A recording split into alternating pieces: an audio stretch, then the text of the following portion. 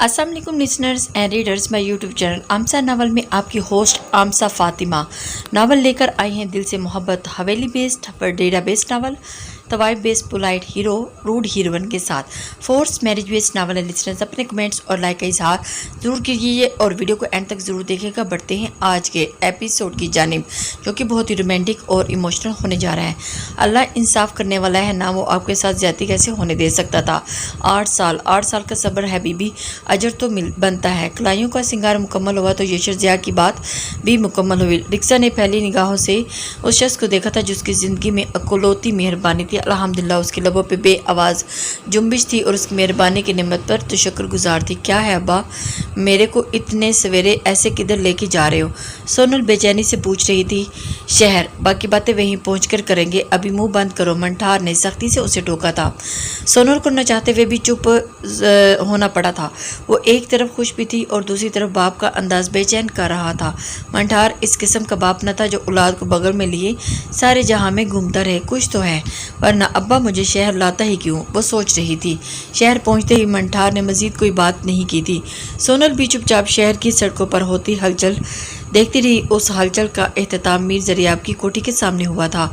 अंदर चलते हैं दी, तुझको एक ज़रूरी बात करनी है, मंठार बेहद गंभीर लहजे में कहता हुआ कोठी के रिहायशी हिस्से की जानिब बढ़ा था। ऐसी कौन सी बात है जो गोट में नहीं हो सकती थी? सोनल हैरानगी से सोचते हुए गाड़ी से उतरी थी। खूबसूरत कोठी वीरान पड़ी थी।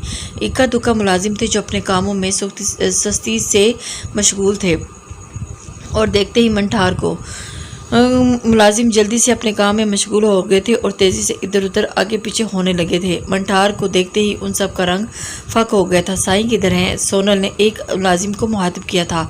साईं, वो तो आजकल नहीं आते। मुलाजिम के जवाब ने सोनल के अंदर हत्र की घंटी बजाई थी। पर वो तो शहर होते हैं ना, सोनल बड़बड़ाई थी। उसकी बड़बड़ाहट पर मुलाजिम कान बंद करता पीछे हुआ था। सोनल ने पुरसोच नज़रों से मुलाजिम को दूर जाते देखता था। कोई तो गड़बड़ है। सोनल अब की बार सिर्फ शक ही नहीं यकीन भी हुआ था और उसके दिल के अंदर आग ही तो लगी थी। बाबा सही फ़ोन नहीं उठा रहे, शहर में होके भी घर नहीं आते, ये क्या माजरा है? सोनल बाप से तफ्तीश कर रही थी। वो गिनती के चंद दिनों में ही ये सब नोट कर चुकी थी। जब मर्द पराई औरतों के चक्कर में पड़ते हैं तो यही होता है। मंठार संजीदगी से बोलता। सोनल का दिन दहला गया था। कुकु क्या कहा? सोनल का रंग फक हो चुका था। जुबान अलग लड़खड़ा रही थी। वही जो तूने सुना, जरियाब आजकल किसी के चक्कर में पड़ गया है, पर फिक्र तो तू फिक्र न कर, तेरा बाप भी जिंदा है। जरियाब को सीधा कैसे करना है मैं अच्छी तरह जानती हूँ। मंठार उसे तसल्ली दे रहा था। सोनल के दिल को तो जैसे पतंगे ही लग चुके थे और उसके दिल में भुभुके चल रहे थे। वो सोच में पड़ गई थी कि ये कैसे? बाबा साईं ऐसे कैसे कर सकते मेरे साथ? मुझे उस औरत का नाम बताओ। बाबा, मैं उसे फना कर दूंगी। वो मुठियाँ पीछते हुए सख्त लहजे में थी। उसका इंतज़ाम मैं कर लूँगा, तू बस वो कर जो मैं कह रहा हूँ। जरियाब को इस चक्कर से बाहर निकालना है तो मेरी बात माननी होगी। मंठार उसे शहर यूं ही तो नहीं लाया था। तुम जो बोलोगे बाबा मैं वही करूँगी। सोनल मान गई थी। जरियाब के लिए वो भी किसी हद तक जा सकती थी। अच्छा तो फिर सुन। मंठार की आवाज़ सरगोशी में बदल चुकी थी। सोनल बगौर सुनने लगी थी। गोरी किचन में मसरूफ़ थी और वडेरी अम्मा फ़ोन पे मसरूफ़ थी। आहरी पराठा पाट में रखते हुए गोरी ने घड़ी में वक़्त देखा था। काफ़ी देर हो गई है, साईं अभी तक उठे नहीं। गोरी सोचते हुए उन्हें जगाने के इरादे से कमरे में जा बढ़ी थी। कमरे में आई तो बेड खाली था। गोरी ने जब तक बेड शीट चेंज करके कंफर्ट तय किया था कब फारग हुई तो मीर जरियाब टावल से बाहर रगड़ते हुए बाथरूम में से निकले थे। मीर जरियाब को फ्रेश होता देखकर गोरी के अंदर दिल की घंटी बजी थी और उसकी तरफ निगाहें देखकर शर्मा गई थी। गोरी का चेहरा देखकर ही लाल टमाटर की तरह सुर्ख होते जा रही थी। उसकी कुर्बत के करीब आते ही उसकी सांसों की गर्माहट देखते ही वो एकदम से सनसनी हो गई थी। सुबह खैर, गोरी अभी देख के होले से मुस्कुराई थी। मॉर्निंग, मीर जरियाब ने कहते हुए सेल फोन उठाया था। मिस्ड कॉल्स के साथ साथ मैसेजेस भी थे। उनकी पेशानी शिकन आलूद हुई थी। अब कहाँ की गुड मॉर्निंग हुई थी। वो मोबाइल साइड पर रखते बाउजलत तैयार होने लगे थे। हैरियत? गौरी उनके अंदाज पे ठटकी थी। कुछ हाथ नहीं, जरियाब उसे कुछ बताना नहीं चाहते थे। नाश्ता तो कर लें। कोट पहनने में उनकी मदद करते हुए गौरी ने लब कुशाई की। इसका वक्त नहीं है, लेकिन आप नाश्ता ज़रूर कीजिएगा। नरमी से उसका गाल थपथपाते हुए हदायत की थी। और आप साईं सब ठीक है ना? गौरी को फिक्र होने लगी थी। आपके परेशान होने के लायक कुछ नहीं है, ये हमारे रोज़ के मसले हैं। आप खाएं पिएं खुश रहें। मीर ज़रियाब जब के साथ आपके साथ हैं तो परेशानी आप पे जचती नहीं। वो कलाई पे घड़ी बांधते हुए उससे मुखातिब थे। गौरी ने उन्हें नज़र भर के देखा और निकले के फ्रेश से वजी मीर ज़रियाब उस वक़्त सफ़ेद रंग के लिबास और सफ़ेद कोट में मलबूस मज़ीद सहर अंगेज लग रहे थे। गौरी की तो नज़र नहीं हट रही थी। मीर ज़रियाब को देखते देखते उनमें खो सी गई थी। और अब मैं जब तक आपके साथ हूँ तो शायद आप यूं ही बिना खाए पिए परेशान होते रहेंगे। तो गौरी निचला लब कुचल कर रह गई थी। मीर ज़रियाब गौरी के इस अंदाज पर ठटके थे। आपको मेरी किसी परेशानी की वजह नहीं है गौरी, आप मेरी बीवी हैं और बीवी कभी परेशान नहीं होती। वो कहते कहते यकदमी खामोश हुए थे। सोनल भी तो बीवी थी ना, फिर उसने सारी ज़िंदगी उन्हें परेशान करने के अलावा कुछ और क्यों नहीं किया? गौरी को मीर ज़रियाब का यकदम खामोश होना बहुत कुछ समझा गया था। वो जानती थी कि वो सिर्फ मीर ज़रियाब की बीवी नहीं थी, सोनल उनकी पहली बीवी थी जो मीर ज़रियाब को सिर्फ अपनी मलकियत समझती थी। क्या उसे पता चल गया? गौरी ने मीर ज़रियाब की खामोशी से नतीजा अख्ज़ किया। अगर मालूम भी हुआ है तो अच्छी बात है मीर ज़रियाब, आपने अब तक जितने दावे किए हैं मुझे उनकी हकीकत जांचने का मौका मिल जाएगा। आपके दावे धूल का फूल साबित होंगे या दूर का नूर, ये साबित होने का वक्त बस आ ही गया है। गौरी आने वाले वक्त के लिए तैयार थी। वह तवाइफ से बीवी के मनसब पर आई थी, लेकिन दोबारा बीवी से तवाइफ के मनसब पर जाने के लिए तैयार न थी। मीर ज़रियाब का अगला कदम उसे एक बार फिर से चौबारे की जीनत या मुआशरे की मलामत बना सकता था। इसलिए वो गोहर आ रहा थी और उसे अपनी इज्जत करवानी आती थी। गाड़ी की आवाज़ सुन के सोनल तीर की मांद कमरे से निकली थी और दरवाजे के पास पहुंच के ही दम लिया था। गाड़ी से उतरते मीर ज़रियाब सोनल को देखते ही चौंके थे। ये तो वो जानते थे कि मिठार के साथ सोनल आई है, पर यूं उसके इस तरह उनको अचानक दरवाजे पर ही रोक लेगी, वो हैरान कुन था। वो सबसे पहले मिठार मामा से मुलाकात की तवक्को रखते थे। सलाम साईं, सोनल ने दिल आवेज़ लहजे में सलाम किया। मीर ज़रियाब को हैरत से एक और झटका लगा था। ये सोनल का अंदाज नहीं था, तो क्या उसे अब तक कुछ मालूम नहीं हुआ? उन्होंने सोनल का चेहरा बगौर देखा था जिसके तासुरात मेकअप की तह में पोशीदा थे। नहीं, उसे पता चल चुका है, तभी तो ये आदत अपनी आदत के खिलाफ बर्ताव कर रही है। मीर ज़रियाब बच्चे नहीं थे, वो पल में ही जान चुके थे। सोनल ठीक हो? उनका लहजा नरम था। उनके लहजे की दिलकशी पे सोनल का दिल धड़का था। उसका दिल बाप की नसीहतें भूलने लगा था और वो अपने बाप की नसीहतों को कब तक आखिर याद रख सकती थी। उसके दिल पे छुरियां चलने लगी थी। मीर ज़रियाब को भी उसका बस नहीं चाह रहा था कि वो अपने दिल की भड़ास निकाले, लेकिन फिर भी अपने दिल पे वो कंट्रोल कर रही थी। साईं, मेरे को वैसे ही शहर आने का शौक़ नहीं, पर बात ऐसी थी कि मुझे आना ही पड़ा। वो नाज भरे अंदाज में कदरे अटकला कर बोली थी। अच्छा, क्या कहेंगी? आग अंदर चल के आराम से बात करते। मीर ज़रियाब उसे अपनी मैयत में लेकर आगे बढ़े थे। सोनल के अंदर भांबड़ चलने लगे थे। ये शख्स अब उसका मुकम्मल नहीं रहा था। उस शख्स से उसे इश्क था और सोनल ने इश्क की रमज़ परे से उस शख्स को सिर्फ अपनी मलकियत समझा था। अब उस मलकियत में किसी और की हिस्सेदारी भी हो चुकी थी और उसके साथ चलने वाला मर्द किसी और का पहलू भी आबाद करता आया था। सोनल ने मुठियाँ पींची थी। तुम्हें कोई बात करनी थी सोनल? मीर ज़रियाब उसे देख रहे थे। सोनल जैसे किसी हवाब से चौंकी थी। उसे अपनी मलकियत में बंटवारा गवारा नहीं था और उसकी मलकियत को अपनी ज़ात तक महदूद रखने के लिए उसे हर हद तक जाना था। साईं, बात ऐसी है कि सुनोगे तो पैर तले ज़मीन नहीं टिकेगी। सोनल ने तमहीद बांधी। और वो क्या है? मीर ज़रियाब पुरसोच अंदाज में पूछ रहे थे। आपका वारिस आने वाला है साईं। अल्लाह साईं ने मेरी सुन ली है। सोनल ने जज्बातियत से कहते हुए आंखें बंद की थी। मुबादा आंखें दिल का हाल ना कह दें। मीर ज़रियाब उसे देख के रह गए थे। इतनी बाखबर कब से होगी थी ये सोनल? जी कैसे मुमकिन था? ये तुम्हें कैसे पता चला? उन्होंने अपनी हैरत छुपाने की कोशिश नहीं की थी। मेरी औलाद है तो मुझे क्या पता नहीं होगा? सोनल ने अचंभे से उन्हें देखा। मीर ज़रियाब ने एक गहरी सांस लेते हुए सोनल पे एक गहरी निगाह डाली थी। वो जैसे सोनल के अंदर भेद पा रहे थे।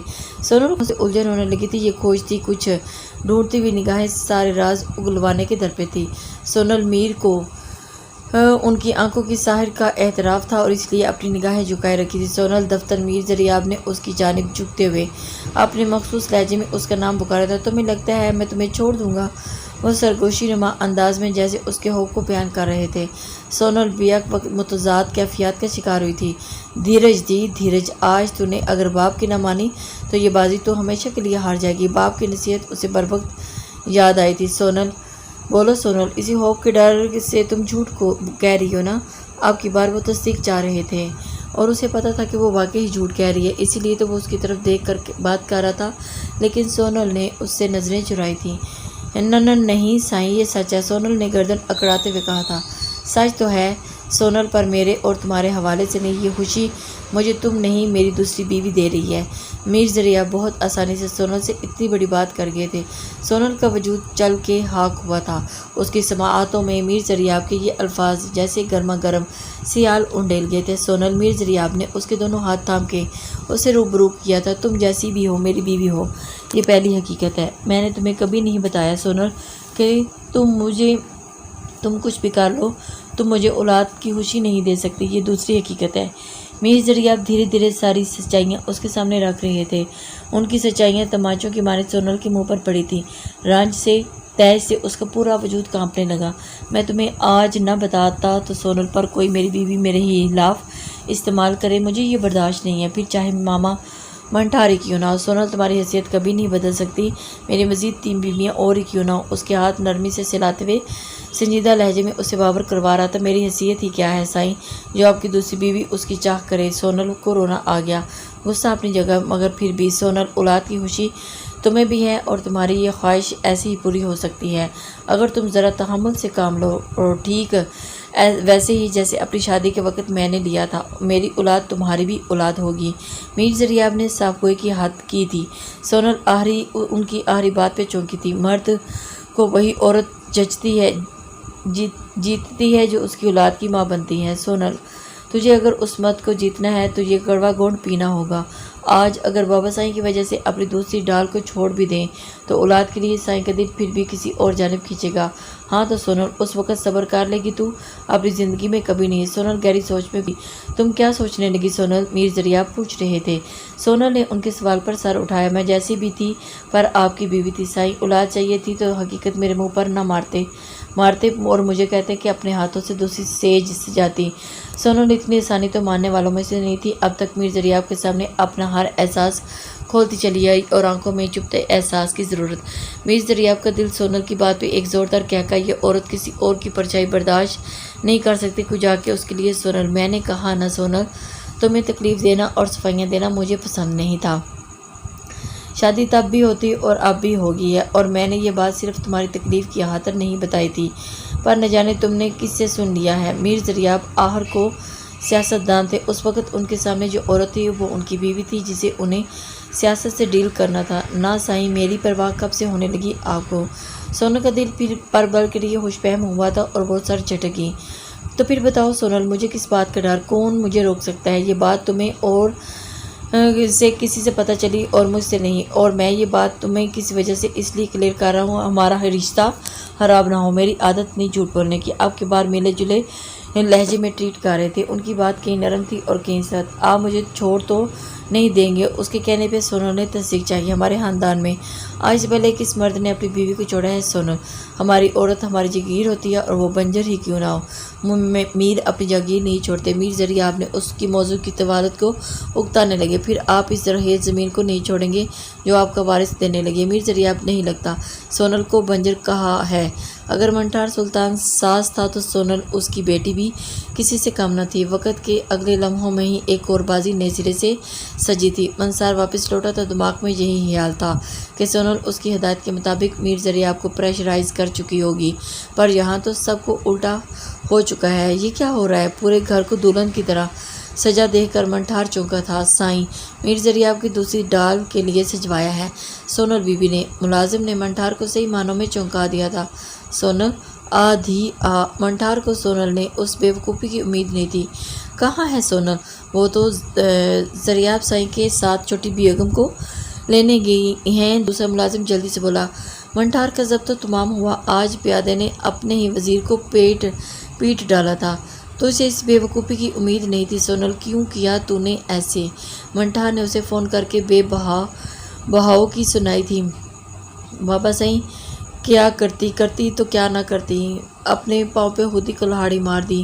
میر ضریاب کو سب پتہ تھا اور پھر یہ ساری حقیقت میں آپ کو آ کر بتاؤں گی۔ سونل اپنے باپ سے ساری بات بتا رہی تھی۔ اس وقت شاپنگ مال میں میر ضریاب کے ساتھ آئی ہوئی تھی۔ باپ کا فون آتا دیکھ کر وہ سائڈ پہ چلی گئی تھی۔ بابا سائیں کو اولاد چاہیے جو میں اسے نہیں دے سکتی۔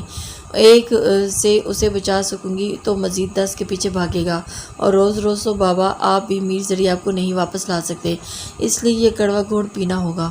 ارے او میری پاگل دی، جانتی بھی ہے تو کس سے کی ہے اس نے شادی؟ حویلی میں قیامت آ جائے گی۔ منٹھار دانت پیس کے رہ گیا تھا۔ جسے بھی کی ہو، مجھے صرف سائیں کی اولاد سے مطلب ہے۔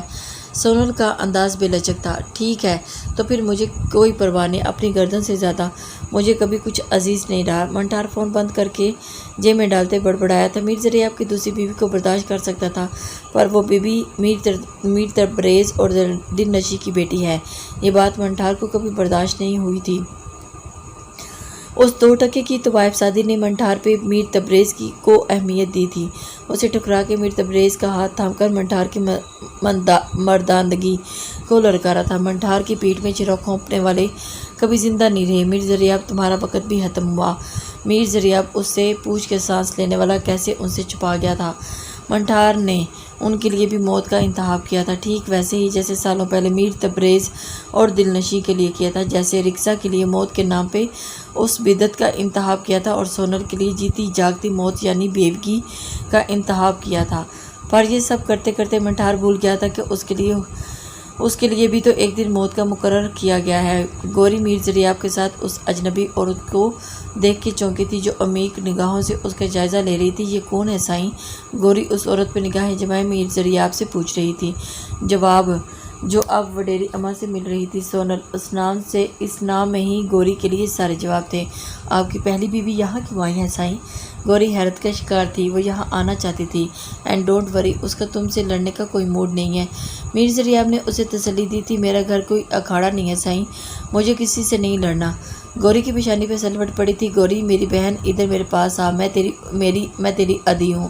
سونل میر ضریاب سے باتیں کرتا دیکھ کر اب گوری کی جانب بڑھی تھی۔ میں میر ضریاب کی بیوی ہوں۔ گوری کو سونل پہ الجھا سلجھا تعارف پسند نہیں آیا، اس لیے اپنا تعارف خود کروانے لگی۔ سونل کا دل پہ چھریاں چلی تھی، پر وہ منٹھار جیسے انسان کی بیٹی تھی جو ایک بہترین اداکار بھی تھا، اور میری چھوٹی بہن، اپنا تو خیال کیوں نہیں رکھتی؟ سائیں کا وارث پیدا کرنے جا رہی ہے، کوئی جان وان تو بنا۔ سونل اس کا ہاتھ ہمیں جائزہ لے رہی تھی۔ وارث؟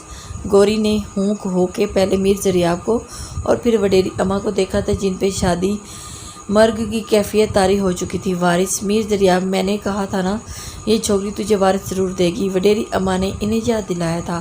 تو وڈیری اماں، اس لیے اب آپ کا دل شہر میں لگ رہا ہے، سارے اپنے اپنے مطلب کے لیے یہاں جمع ہوں۔ سونل کو اب سب سمجھ آ رہا تھا۔ سائیں؟ گوری انہیں سوالیہ نظروں سے دیکھ رہی تھی۔ یہ آخر کس وارث کی بات ہو رہی تھی؟ آپ کی رپورٹ پازیٹیو ہے گوہر، آج ہی تو ڈاکٹر مجھے انفارم کیا ہے۔ میر ضریاب نے واضح کیا۔ پازیٹیو؟ یعنی ہمارا رشتہ اور مضبوط ہونے جا رہا ہے یا پھر کمزور؟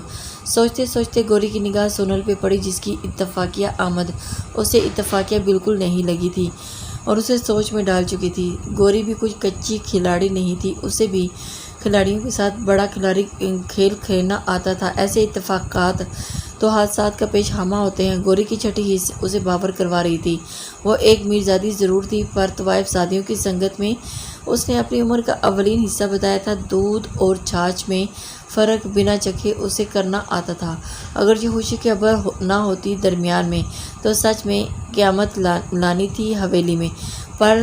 پر تو سائیں کو وارث دینے جا رہی ہے، تو تجھے تو 7 خون معاف میری بہن۔ سونل نے گرم جوشی سے کہتے ہوئے گلے لگایا۔ آپ بیٹھ جائیں پلیز۔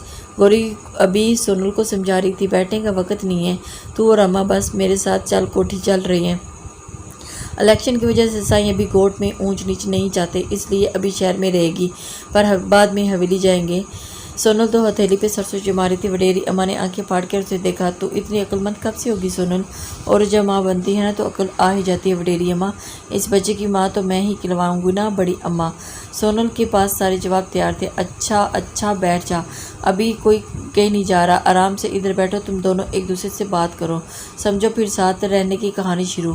سائیں، مجھے آپ سے بات کرنی ہے۔ گوری اماں ٹھیک کہہ رہی ہیں، تم ویسے ہی کرو، اس کے بعد اگر تمہارا جی نہ چاہے ساتھ رہنے کا تو کوئی پابندی نہیں۔ مجھے آج پارٹی بریفنگ اٹینڈ کرنی ہے، اس لیے اجازت دیجیے۔ میر دریاب نے اسے اپنے ساتھ آنے کا اشارہ کرتے ہوئے بولے تھے، خیر سجا پوت، اللہ کامیابیاں دے، وڈیری اماں نے حسب معمول دی تھی۔ یہ سب کیا ہو رہا ہے سائیں؟ گوری کو کچھ سمجھ نہیں آ رہا تھا۔ گوہر سونل کو اپنے باپ سب معلوم ہو گیا تھا اور اسے پہلے کہ کچھ الٹا سیدھا کرتی میں نے اسے سمجھا دیا ہے۔ میر دریاب صرف اسے ہیڈ لائنز سنائی تھی، پوری خبر بتا کے تو وہ گوری کو پریشان نہیں کرنا چاہتے تھے۔ اس کی کیا گارنٹی وہ مجھے نقصان نہیں پہنچائیں گی؟ گوری کا سوال اندیشوں سے بھرپور تھا۔ وہ آپ کا بال بھی بیکا نہیں کر سکتی گوہر، یہ بچہ صرف میرا وارث نہیں، آپ کی ڈھال بھی ہے، اس کا اپنا، دونوں کا۔ اب اپنا خیال رکھنا آپ نے۔ میر دریاب نے تاکید بھی کی تھی، آپ خوش رہیں اس خبر سے؟ گوری اس کی نگاہوں کی چمک اور چہرے پر چھائی خوشی محسوس کر چکی تھی۔ بہت اس وقت دیر نہیں ہو رہی تھی تو آپ فرصت سے اپنی خوشی کا عالم بتاتے چلیں، دن نہ صحیح رات تو اپنی ہے، خدا حافظ۔ میر دریاب شگفتگی سے کہتے ہوئے رخصت ہوئے تھے۔ خدا حافظ۔ گوری محبوب سی ہونے لگی تھی اور انہیں الوداع کر گئی تھی۔ شادی کے بعد آج یشر پہلی بار دوسرے شہر جا رہا تھا۔ رکزا اس کے لیے خود ناشتہ بنانا چاہتی تھی، اس لیے یشر کے جم جانے کے بعد وہ کچن میں اس کے لیے ناشتہ بنانے آئی تھی۔ میم آپ کو کچھ چاہیے؟ کک اسے دیکھ کر چونکا تھا۔ نہیں، وہ مجھے ناشتہ بنانا ہے۔ میل کک کو دیکھ کر رکزا کے چہرے پر گرد سرد سے نقاب لگایا گیا تھا۔ اسے کہاں عادت تھی مرد ملازموں کو کچن میں دیکھنے کی۔ آپ بتا دیجیے، بن جائے گا، میں خود بناؤں گی، رکزا نے مدھم آواز میں کلیئر کیا تھا۔ ٹھیک ہے میم۔ کک کچن سے باہر نکل گیا۔ ایک منٹ، رکزا نے بے اختیار اسے روکا۔ جی کک اس کے سامنے یوں اچانک روکے جانے پر متحیر ہوا تھا۔ سائیں میرا مطلب ہے آپ کے ساتھ ناشتے میں کیا لینا پسند کرتے ہیں؟ رکزا کو یشر کی پسند ناپسند کچھ معلوم نہیں تھی، اس کے لیے اس نے کک سے ہی رجوع کیا تھا۔ کک نے اسے نہ صرف یشر کی پسند کا بتایا بلکہ کیبنٹ سے مختلف اشیاء نکال کے کاؤنٹر پہ رکھ دی تھی تاکہ رکزا کو ڈھونڈنے میں مشکل نہ ہو، اور رکزا نے یشر کے لیے آج پہلی دفعہ ناشتہ بنایا تھا اور اسے دل ہی سے سراہے جانے کے لیے بالکل تیار کر کے رکھا تھا جب سے وہ جم سے آئے اور ناشتہ کرنے کے لیے۔ پر مجھے تو ان میں سے کچھ بھی بنانا نہیں آتا۔ رکزا کے جوش پر جیسے ہی کک نے ٹھنڈا پانی ڈال دیا تھا۔